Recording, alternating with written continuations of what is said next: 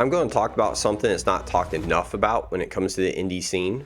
Game development is tough, hard, it feels like a never-ending grind.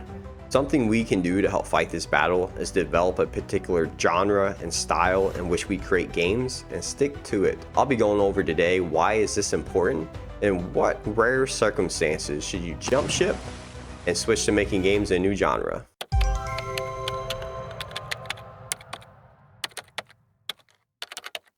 Before we dive too deep in this topic, I just want to address anyone that's brand new to game development. Do not worry too much about the advice in this video.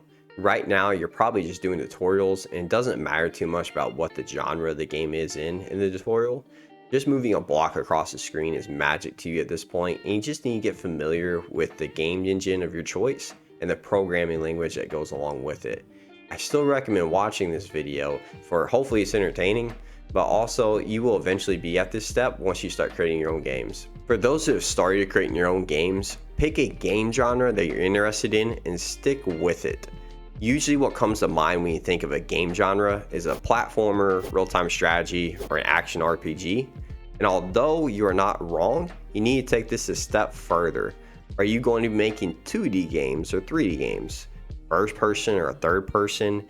And who's your target audience? Are they more hardcore or casual players of that genre? You need to nail down the type of game you want to make and specialize. Figuring this out early will help you make better games. If you make your first platformer and it sucks, well, that's to be expected. The answer is not to switch genres, but to take that experience and make a better platformer. A great example of this is FromSoft. FromSoft are the developers who made Dark Souls, Elden Ring, Bloodborne, and Sekiro Die Twice. All of these games are third-person and action RPGs. They literally make the same kind of game over and over again, and they just make them better. Every game is just practice for their next big hit, and Elden Ring is a perfect example of this. Elden Ring was their last game and is literally their biggest hit yet. You will also be faster making games since you've been making a similar type of game. A lot of your code and even art assets will be reusable, and you'll have more experience in debugging code for that genre of game. Everything probably won't be a one-to-one, but if you need an inventory system for your next game, and your previous game had an inventory system, a lot of the legwork is done for you. We also need to discuss beyond the game genre, what style or feel do you want your games to have? This can mean many different things. I encourage you to give it a lot of thought. Are you a great storyteller and your games are story driven? Do you have a unique art style? Or do you have a fun game mechanic that you want your game to highlight? What is going to make your game stand out in the sea of games in that genre? Thinking and creating games consistently in this way will help you build an audience that's looking forward to your next release. Otherwise, if you were to build a cozy game, then a horror game, an action RPG, and then a puzzle game, you're all over the place. Don't try to find a new audience every new release, but instead keep building upon your current audience.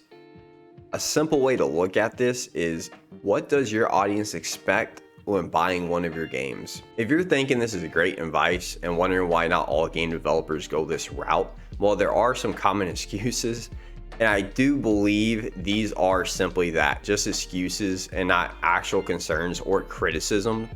One of them being boredom. A lot of your projects are going to start out the same way during the initial setup phase and getting things moving around, since every game will be within the same genre. If you are wanting to eventually make game dev your full-time career, you need to treat it just that, a career. Sticking to a specific genre will also help you beat this thing called new shiny object syndrome. This is where you're working on a game and you get a new idea, or you play a game that you want to recreate and you just drop your current project. There's a lot of people that get into this endless loop doing this, and just setting up some basic limitations like what genre and style you create your games will actually prevent this. Now, as I mentioned in the beginning of this video, there are specific conditions in which you may want to actually consider switching game genres. One of them being is the genre is just too saturated. A good example of this is platformers. I think platformers are oversaturated because the bar of entry to make a simple one is a lot lower than other kind of games. It doesn't mean that this genre is off limits and you should immediately switch when finding this out. You just have to be aware of it going into it and find a way to make your game stand out. So although I say this is a good reason to switch, just about every genre has hundreds of games that release every year for it. but some genres have more competition than others. The last condition you may want to consider switching genres is not making any sales. Now, if it's your first game in the genre, I wouldn't stress it too much and just focus on your next game and make it better.